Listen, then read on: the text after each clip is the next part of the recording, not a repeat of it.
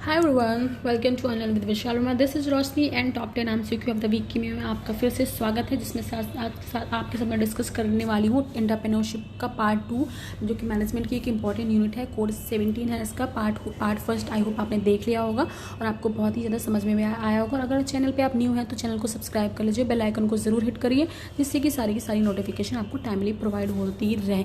तो बढ़ते हैं अपने क्वेश्चन की ओर। The very first question is which is the physical quality of an entrepreneur. किसी फिजिकल क्वालिटी तो किसी भी ऑप्शंस में तो बहुत ही इंपॉर्टेंट होती है। तो यहाँ पे आप ऑप्शंस को देख सकते हैं। ऑप्शन ए है good health, B effective personality, C agreeable looking, D all of the above. तो यहाँ पे राइट आंसर मैं आपको बता देती हूँ। जी हाँ, all of the above is the right answer for this question. और इसका आंसर तो आपको पता ही होगा, नहीं पता तो आना ही चाहिए आपको। तो यहाँ पे अच्छे से आप देख सकते हैं। बढ़ते हैं नेक्स्ट क्वेश्चन की ओर।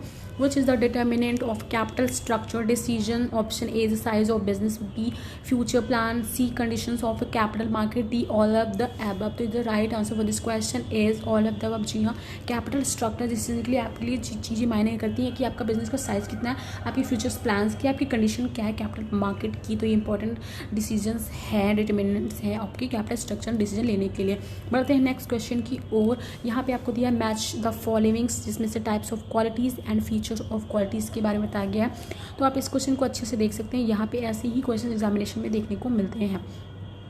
तो यहाँ पे आपको एलिमिनेट करना होगा, आपको समझना होगा कि क्वेश्चंस का डायमेंशंस किस तरह पूछा। और ये क्वेश्चन वैसे इजी हो सकता है, तो आप इसको अच्छे से देखते हैं। मैं बताती हूँ इस क्वेश्चन का आंसर। ऑप्शंस के आपके फिजिकल, मेंटल, सोशल है, आपकी यहाँ पे क्वालिटीज़ दी गई हुई, तो आपको बताना है। तो इसका राइट आंसर कोर्स में है, मैं राइट आंसर को बताती हूँ, फिर मैं यहाँ पे एक्सप्लेन करूँगी आपको।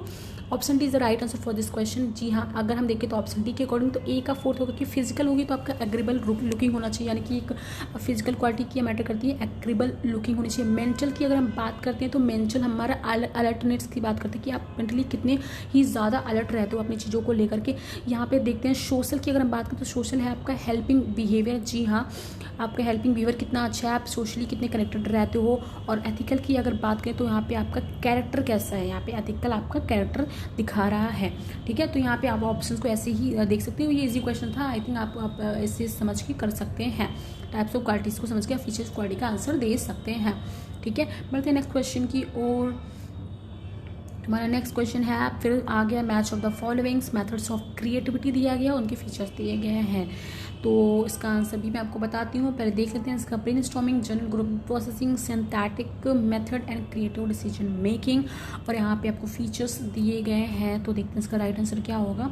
D is the right answer for this question. जी हाँ, तो देखते हैं ब्रेनस्टॉर्मिंग यानी कि आपका right answer creativity of ideas. Brainstorming के बारे में आपने सुना ही होगा, जहाँ पे आपके आइडियाज़ को बहुत ज़्यादा आपकी ब्रेनस्टॉर्मिंग कर दी जाती है, आपके पार्ट में आप डिवाइड कर दिया जाता है। क्योंकि अगर क्लास में है तो वहाँ पे आइडियाज़ लिए जाते हैं हर एक इंडिविजुअल पर्सन के, फिर उनको लिखा जाता है, फिर वहाँ से आपको एक ही ज़्यादा मोस्ट इफिशिएंट आइडियाज़ को वहाँ पे देखा जाता है।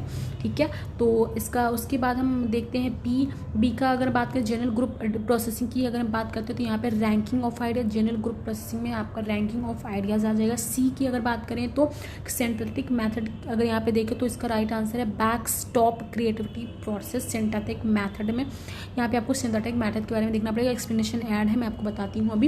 एंड क्रिएटिव डिसीजन मेकिंग में अगर आप देखें तो डिस्कशन अबाउट इनोवेशन की बात कर रहे हैं कि अगर क्रिएटिव डिस्कशन कोई कर रहे हैं तो आप ऑब्वियस सी बात है, आप क्रिएटिव की बात करें तो आप वहाँ पे इनोवेशन करने वाले हैं। तो is the right answer for this question is the D option. यहाँ पे आप एक्सप्लेनेशन को देख सकते हैं, मैंने ब्रेनस्टॉर्मिंग को ऐड किया हुआ है, उसके बाद सिंथेटिक को भी ऐड किया हुआ है, सिंथेटिक मॉडल क्या है वो भी पढ़ सकते हैं आप। और यहाँ पे क्रिएटिव डिसीजन में everything is added in this question with explanation, because आपको डायमेंशन को समझना है गाइज। यहाँ पे सारे डिस्कस नहीं करी क्योंकि वीडियोस फिर लेंदी हो जाती हैं, फिर आप लोग देखते नहीं हो, तो इसलिए क्वेश्चंस को आप खुद से ही नोट डाउन कर सकते हैं। ओके, बढ़ते हैं नेक्स्ट क्वेश्चन की। Internal environment includes option A competitor, option B customers, option C raw material suppliers, option D all of the above. Internal environment के बारे में आपको पता ही होगा किसी भी कंपनी या किसी भी फॉर्म ऑर्गेनाइजेशन की दो इन्वायरमेंट होते हैं, इंटरनल एंड एक्सटर्नल की बात होती है। यहाँ पे तो आपको पूछ रहा है इंटरनल इन्वायरमेंट क्या इंक्लूड करता है, तो the right answer for this question is all of the above. जी हाँ, competitors, customer, raw material, suppliers, all of the above. Internal environment एक तरह से बात करें तो यहाँ पे एक कंट्रोलेबल इन्वायरमेंट की बात होती है यहाँ पे, तो इस तरह से आप इंटरनल इन्वायरमेंट में आपका all of the above is the right answer for this question. Internal environment के बारे में है कि an organisation internal environment is compose of the elements within the organisation including current employees, management, and especially corporate culture, which defines employee behavior. Although some elements affect the organization as a whole, other affect only the manager, right? तो बढ़ते हैं next question की ओर। हमारा next question फिर से आ गया आपका authors and books को आपको मैच द फॉलोइंग करना है। ऐसे ही क्वेश्चन गाइस आते हैं, तो इसलिए आपको ऑथर्स को भी अच्छे से याद करना चाहिए। वहाँ पे मैंने आपको बताया इस तरह के क्वेश्चंस को सबसे अच्छा है करने का तरीका, आप इनको एक जगह नोट बना के आप स्टिक कर सकते हैं, या आप एक सिंपल छोटी सी नोटबुक रख सकते हैं जो सिर्फ ऑथर्स या बुक्स के नेम या एब्रिविएशन के लिए होती है। तो इसका राइट आंसर बताने के लिए सबसे पहले हम राइट आंसर ही इसका देख लेते हैं। Option D is the right answer for this question, यानी कि 1 2 3 4 आपका सीरियल में ही लगा हुआ है। एवरेट हैगर ने दी है theory of social change, David C McClelland ने दी है the achieving society, Joseph A Schumpeter ने दी है theory of economic development, Koontz O'Donnell ने दिया प्रिंसिपल ऑफ मैनेजमेंट। तो आप यहाँ पे ऐसे ही क्वेश्चंस को आपको लर्न ही करना पड़ेगा, बाकी इसका कोई ऑप्शन नहीं है। अगर आपको आपको दो ऑप्शन आते हैं, आप दो के आपको आंसर पता है तो आप पूरा आंसर दे सकते हैं, वो भी करेक्टली। बढ़ते हैं नेक्स्ट क्वेश्चन की और। हमारा नेक्स्ट क्वेश्चन फिर से आ गया है ऑथर्स एंड बुक्स पे। देख रहे हैं आप गाइज कि यहाँ पे कैसे क्वेश्चन पूछ रहे हैं, इसी तरह के क्वेश्चन एग्जामिनेशन में आते हैं। तो फिर से आपको बताना है कि कौन से match the following is the correct है सीक्वेंस। तो मैं आपको इसका राइट आंसर बता दूँ, इसका राइट आंसर ऑप्शन ए, जी हाँ 1 2 3 4 यहाँ पे भी सही है। जे ए स्टीनियर ने दिया था the creative organisation, Pakistan and Rustam ji ने दिया था realities in man operant, John होनार्डे ने दिया था research about living entrepreneurship, D अहोरकी एंड मिश्रा ने दिया था training youth of self employment. तो गाइज आप समझ गए A option is the right answer for this question. तो यहाँ पे आप इन क्वेश्चंस को भी एक बुक में नोटबुक में नोट कर लीजिए। यहाँ पे ऑप्शन जो भी आपके ऑथर्स और बुक्स के नेम दिए हुए यहाँ पे आपके 8 के बुक्स और ऑथर्स के नेम तैयार हो जाएंगे। बढ़ते नेक्स्ट क्वेश्चन की ओर। फिर आना है आपका मैच ऑफ द फॉलोइंग देना, ऑर्गेनाइजेशन के बारे में पूछा, उनका ईयर ऑफ एस्टैब्लिशमेंट पूछा। ऐसे भी क्वेश्चन आते हैं, बहुत ही ईजी होते हैं। अगर आपको एक दो का भी पता है तो आप इस क्वेश्चन को कर सकते हैं। इसलिए मैंने कहा है किसी भी ऑर्गेनाइजेशन की बात हो, किसी भी ऑथर बुक्स की बात हो, ये बहुत ही इंपॉर्टेंट क्वेश्चन होते हैं और यहाँ पे आपको नंबर पूरे के पूरे मिल सकते हैं, बिकॉज यहाँ पे आपको सिर्फ लर्न करने की ज़रूरत होती है, इसमें कोई कंसेप्ट नहीं लगाना होता है गैस। तो इनको आप नोट डाउन करके रखें। तो इसका आंसर मैं बता देती हूँ आपको। इसका राइट आंसर है ऑप्शन सी, जी हाँ, यानी कि आपका ऑप्शन ए है जो खादी 5324 की अगर बात करें तो खादी एंड विलेज इंडस्ट्रीज़ की कमीशन की बात करें तो वो 1956 में हुआ था। फिर इस कैपिटल एंड टेक्नोलॉजी की अगर बात करें तो वो आपका आया था 1988 में। फिर कॉफ़ी बोर्ड की जो इस्टेब्लिशमेंट हुई थी वो आपकी हुई थी 1942 में। एंड आपका जो last jute corporation of India वो 1971 में हुई थी उसकी इस्टेब्लिशमेंट। अब यहाँ से आप नोट जरूर बना लीजिए गाइज। बढ़ते हैं नेक्स्ट क्वेश्चन। यहाँ पे आप सारा का सारा प्लान्स देख सकते हैं। KVRC कब इस्टेब्लिश हुई थी? 1956 में। स्टैट्यूटरी बॉडी है। फिर इसके बारे में सारे की सारी एक्सप्लेनेशन दिए गए हैं जो कि बहुत ही इंपॉर्टेंट है। बढ़ते हैं नेक्स्ट क्वेश्चन की ओर। Personal characteristics to be a successful entrepreneur include क्या होती है? पर्सनल कैरेक्टरिस्टिक आपके एक सक्सेसफुल एंटरप्रेन्योर बनने के लिए A option A is understanding environment, B creating management, option C encourage open discussion, D all of the above. तो is the right answer all of the above. आपके लिए एक person quality of understanding आपको environment को करना है, creating management option करना है, इनकरेज ओपन डिस्कशन को करना है। तो is the right answer D. बढ़ते हैं नेक्स्ट क्वेश्चन को। Which of the following is the process of entrepreneurs developing new products that over time make current product absolute?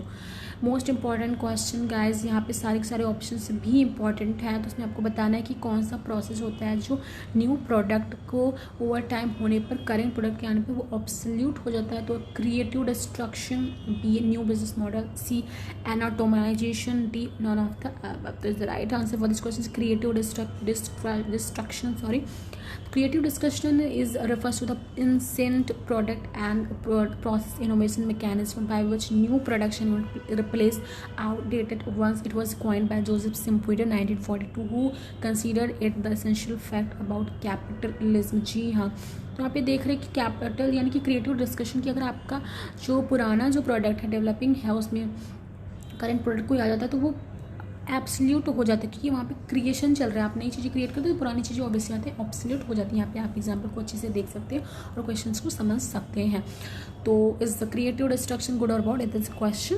Creative destruction means that the company closure and job losses are good for the long term wellbeing of the economy. It can be seen from both negative and positive perspective because every coin has two dimension. तो आप यहाँ पे every यहाँ पे भी negative और positive इसका effect पड़ सकता है। तो आज के 10 क्वेश्चंस कंप्लीट होते हैं और आपने आई होप एंजॉय किया होगा हमारा एंटरप्रेन्योरशिप का पार्ट 2।